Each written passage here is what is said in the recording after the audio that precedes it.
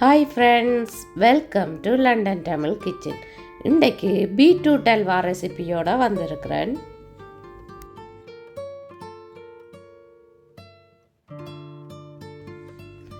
முந்நூறு gram beetroot எடுத்து வச்சிருக்கிறேன். பீட்ரூட்டை தோலை சீவி கழுவணும்.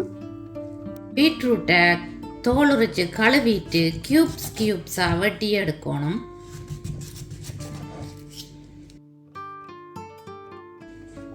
பீட்ரூட்டை நாங்கள் அவிக்கணும். பாத்திரம் ஒன்றுக்குள்ளே போட்டு 250 மில்லிலிட்டர் தண்ணி விடுகிறேன். அடுப்பு ஆன் பண்ணி மீடியம் ஹீட்டில் விட்டு இந்த பீட்ரூட்டை அவிச்செடுக்கிறேன். மூடி அவிய விடணும். பீட்ரூட்டை நல்ல பேஸ்ட்டாக வரத்தக்கதான் நாங்கள் அரைச்செடுக்கணும். அதால் நல்லா அவிஞ்சாத்தான் பேஸ்ட்டாக அரைவிடும். நைஃபால் குத்தி பார்க்கக்குள்ள இப்படி ஈஸியாக பீட்ரூட்டுக்குள்ளே போகக்கூடிய மாதிரி இருந்ததுன்னு சொன்னால் பீட்ரூட் அவிஞ்சிட்டுது. அடுப்பு ஆஃப் பண்ணுறேன். இந்த பீட்ரூட்டை இப்படியே ஆற விடணும். 10 மினிட்ஸ் ஆற விட்டால் காணும். 25 கிராம் கஜு, 25 கிராம் பாதாம், 25 கிராம் பூசணி விதைகள். உங்களுக்கு நட்ஸ் கூட விருப்பம்னு சொல்லி சொன்னால் நீங்கள் போடலாம். Nuts healthy. பாதாமையும் கஜுவையும் சின்ன சின்ன வெட்டி எடுக்கணும்.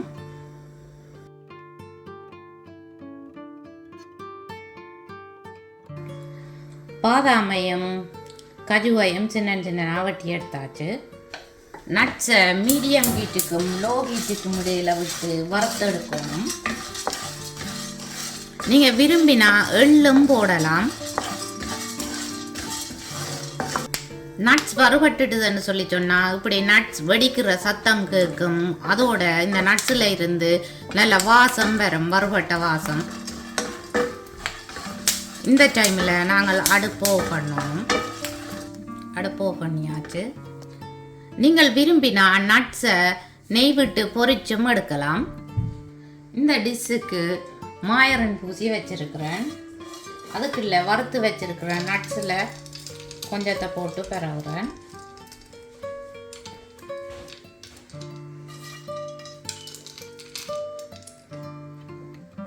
கால் டீஸ்பூன் உப்பு, 1 டீஸ்பூன் ஏலக்காய் தூள், 2 டேபிள் ஸ்பூன் நெய் அல்லது மாயரின் அல்லது பட்டரும் நீங்கள் யூஸ் பண்ணலாம்.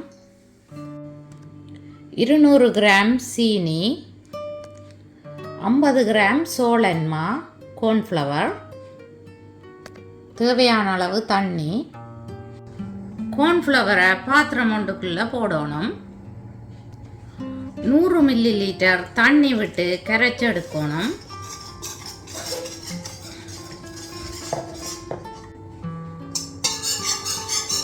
அவிச்சு வச்சிருக்கிற பீட்ரூட்டை கிரைண்டர் கப்புக்குள்ளே போடணும். 100 மில்லிலிட்டர் தண்ணி விடணும். இப்படி நல்ல பேஸ்ட்டாக அரைச்செடுக்கணும். நீங்கள் விரும்பினா கேன் பிளெண்டராலையும் அரைச்செடுக்கலாம். அரைச்சி வச்சிருக்கிற பீட்ரூட்டை கரைச்சி வச்சிருக்கிற சோளன் மாக்கில் விட்டு மிக்ஸ் பண்ணணும்.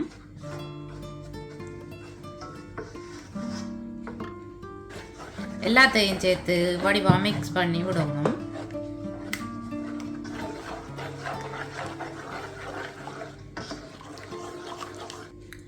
கால் டீஸ்பூன் உப்பு போட்டு மிக்ஸ் பண்ணுறேன். நீங்கள் விரும்பினா சீனியை உப்பையும் போடலாம் அல்லது அடுப்பில் வச்சு காய்ச்சேக்கிலையும் போடலாம். சீனி சூட்டுக்கு உடனேயே கரைஞ்சிடும். அடுப்பை ஆன் பண்ணி மீடியம் ஹீட்டில் விட்டுருக்கிறேன். இந்த கலவை சூடாகல சீனியை போட்டிங்களான்னு சொல்லி சொன்னால் குயிக்காக கரைஞ்சிடும். நீங்கள் விருப்பம்னு சொன்னால் முதலையும் போட்டு மிக்ஸ் பண்ணலாம். நான் 200 கிராம் சீனி போட்டிருக்கிறேன்.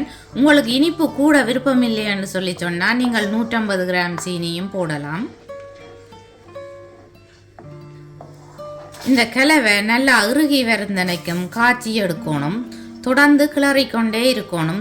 சோளன்மா அடியில் சட்டியில் ஒட்டும். அதால் நாங்கள் தொடர்ந்து கிளறிக்கொண்டிருந்தால் தான் நல்லது. பார்த்தீங்களன்னு சொல்லி சொன்னால் இப்போ அல்வா திக்காக வந்துட்டுது. இப்படி திக்காக வர்ற டைமில் நாங்கள் வறுத்து வச்சிருக்கிற நட்ஸையும் எடுத்து வச்சிருக்கிற ஏலக்காய் தூளையும் போட்டு மிக்ஸ் பண்ணணும்.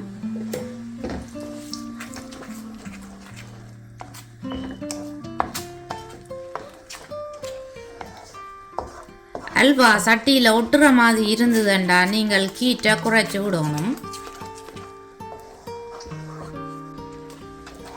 அல்வா நல்லா திக்காகி வர்ற டைம் நாங்கள் எடுத்து வச்சிருக்கிற மாயரின் அல்லது நெய்யை போடணும். நல்லா கிளறி விடணும். மீடியம் கீட்டிலேயே விட்டு இந்த அல்வாவை செய்தோம்னு சொன்னால் குயிக்காக செய்யக்கூடிய மாதிரி இருக்கும். ஆனால் சில நேரம் அடிப்பிடிக்க பார்க்கும். கொஞ்சம் கீட்டை குறைச்சி வச்சுட்டு செய்தால் காபனவர் கிட்ட எடுக்கும். ஆனால் அல்வா அடிப்பிடிக்காத மாதிரி நாங்கள் கிளறி எடுக்கக்கூடிய மாதிரி இருக்கும். அல்வா இப்படி சட்டியில் ஒட்டாத பதம் வரைக்குள்ள நாங்கள் அடுப்பு ஆஃப் பண்ணணும். அல்வாவை கிள்ளி ஊத்தேக்கில்ல இப்படி வரும். இந்த பதத்தில் அடுப்பு ஆஃப் பண்ணுறேன். மாயரின் பூசி வச்சிருக்கிற டிஷ்ஷுக்குள்ள அல்வாவை விட்டு பெறணும்.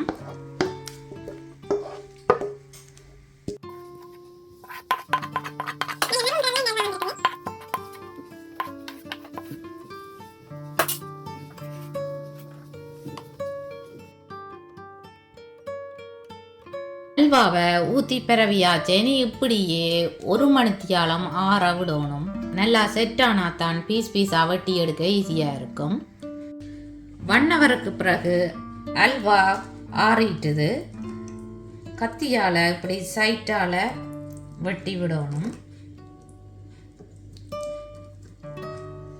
கத்திக்கு மாயரின் பூசணும்.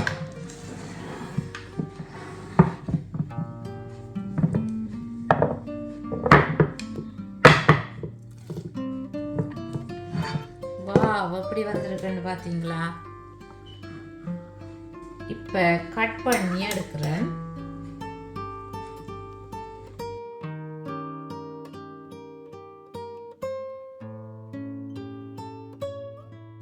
அல்வா அப்படி வந்திருக்குன்னு பார்க்கலாம்.